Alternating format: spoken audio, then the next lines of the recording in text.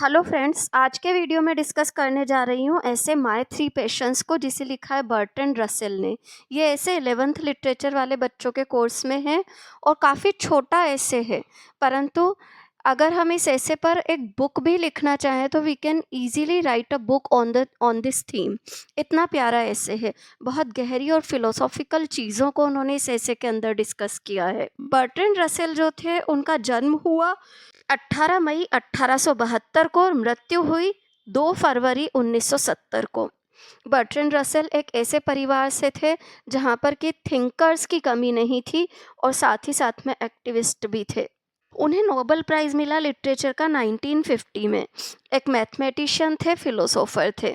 ये सब चीज़ें उनके बारे में ध्यान रखनी है। हमारा जो प्रेजेंट ऐसे है माय थ्री पेशेंट, वो उनके ऑटोबायोग्राफी में से लिया गया है। इस ऐसे के अंदर उन्होंने बहुत ही प्यारे तरीके से स्टार्ट करते हुए वो कहते हैं अपने 3 पेशेंट्स के बारे में, जो कि बहुत ही सिंपल पेशेंट्स हैं, परंतु उनका ये मानना है कि ये तीनों पेशेंट्स की उनके ऊपर पकड़ बहुत तेज है, यानी कि वो इनसे कभी भी खुद को अलग नहीं करना चाह रहे। ये तीनों पेशेंट्स क्या हैं? लव, दूसरा है नॉलेज और तीसरा है पिटी। इन पेशेंस के कारण उन्हें बहुत ज़्यादा एंग्विश और डेस्पेयर का तक सामना करना पड़ा है, ऐसा उनका मानना है। जब भी उन्हें ऐसा लगता है that he is not able to reach those patients, तो उनकी स्थिति बहुत ज़्यादा एंग्विश वाली हो जाती है और बहुत ज़्यादा डेस्पेयर, निराशा वाली हो जाती है। सबसे पहला पेशेंट वो बताते हैं लव, और कहते हैं कि लव जो होता है ना, वो एक्सटेसी का माध्यम होता है, अत्यधिक आनंद का माध्यम होता है।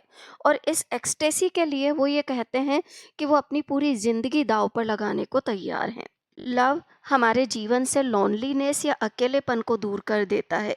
यूनियन ऑफ लव जो होती है, वो मनुष्य को स्वर्ग के समान आनंद प्रदान करती है। वह आनंद जो कि संतों और कवियों तक ने देखा है, इसे वो भी पाना चाहते हैं और कहते हैं कि उन्हें प्रेम निश्चित रूप से कुछ न कुछ तो मिल ही गया है। एटलीस्ट उन्होंने इस धरती पर प्रेम तो पाया ही है। सेकंड पेशेंट की बात करते हुए वो कहते हैं कि नॉलेज उनका सेकंड पेशेंट है। अब नॉलेज के मामले में वो कोई ऑर्डिनरी नॉलेज की बात नहीं करते, बल्कि वो कहते हैं कि वो मनुष्य के हृदय को पढ़ना चाहते हैं, जानना चाहते हैं। सितारे क्यों चमकते हैं, पाइथागोरस पावर जो है वो किस का प्रकार से नंबर्स के कंट्रोल और ब्रह्मांड का एक रिलेशन बनाती है, उस सब को वो समझना चाहते हैं। उनके मन में हमेशा ये इच्छा रही या ये भाव रहा कि मैथ्स का हमारे जीवन पर बहुत अधिक प्रभाव होता है और हमारे जीवन में जो ये नक्षत्र हैं, नंबर्स हैं, वो बहुत ज़्यादा हमारे जीवन को प्रभावित करते हैं। तो ये सारे के सारे रहस्य वो खोज लेना चाहते थे। थर्ड नंबर पर वो अपने तीसरे पेशेंट की बात करते हैं और कहते हैं कि जो हमारे उनके जो शुरू के 2 पेशेंट्स उन्होंने बताए हैं, लव एंड नॉलेज, ये दोनों पेशेंट्स जो होते हैं वो मनुष्य को क्या करते हैं, स्वर्ग तक का के स्तर पर ले जाते हैं, इतना आनंदित करते हैं। पर जो फीलिंग ऑफ पिटी उनका थर्ड पेशेंट है, वो मनुष्य को फिर धरती पर ले आता है, या वो फिर से धरती से आकर के जुड़ जाते हैं। क्यों? क्योंकि उन्हें चारों ओर दर्द की चीखें कान में गूंजती हुई सुनाई देती हैं। अकाल, अत्याचार, असहाय, तिरस्कृत माता पिता जिनको अपने बच्चे अब सहारा नहीं दे रहे हैं, इस दुनिया में जो अकेलापन है, गरीबी, दर्द और मनुष्य का मजाक उड़ाता हुआ ये सारा का सारा माहौल, इन सब से वो परेशान हैं, पिटी से भरे हुए हैं।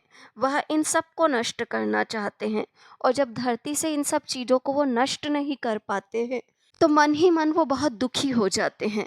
At the end of the ऐसे वो हमसे कहते हैं कि कुछ इसी प्रकार का उनका जीवन रहा है, इन्हीं सब चीज़ों से घिरा हुआ, और इनकी लाइफ, वो कहते हैं कि उनकी लाइफ उन्हें वर्थ लिविंग लगती है, और अगर उन्हें दोबारा फिर से इस धरती पर जीवन जीने का मौका मिलता है तो उन्हें खुशी ही होगी। इस प्रकार से वो अपने ऐसे को कंप्लीट कर देते हैं। बहुत ही शॉर्ट एंड स्वीट में वो एक फिलोसॉफिकल साइड ऑफ लाइफ और उसका प्रभाव, लाइफ का प्रभाव मनुष्य के जीवन पर, इन सब को हमारे सामने प्रस्तुत करते हैं। चैनल को लाइक, सब्सक्राइब और शेयर ज़रूर करें। Thank you everyone.